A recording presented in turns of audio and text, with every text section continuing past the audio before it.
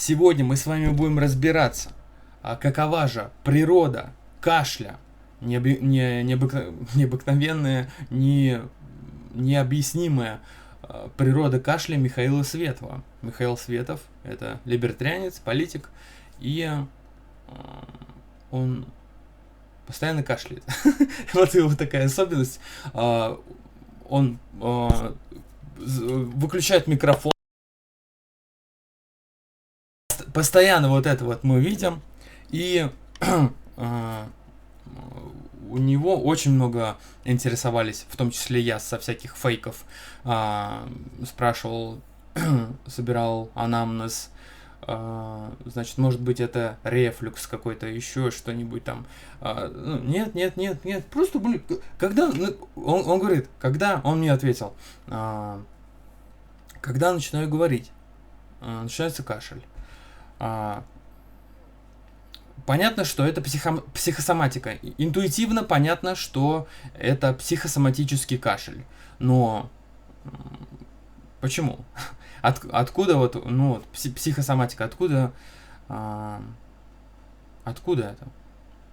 Это из головы, да? То есть я считаю, что внутренняя обезьяна Михаила Светова, вот его зверь, вот подчеловек такой, сущность такая, как сказать, животная сущность человека, его постоянно вот так вот, блин, заткнись.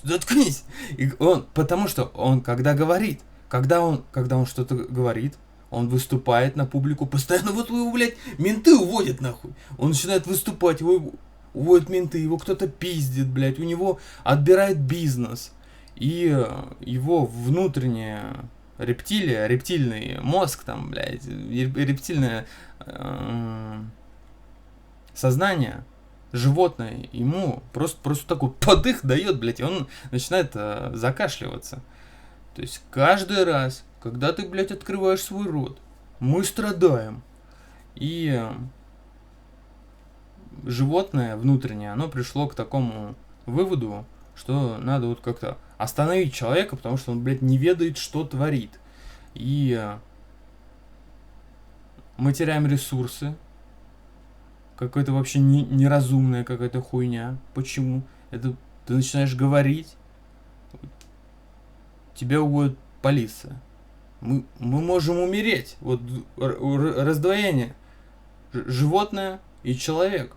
Животное хочет просто его остановить, поэтому он постоянно закашливается. Вот такая моя теория.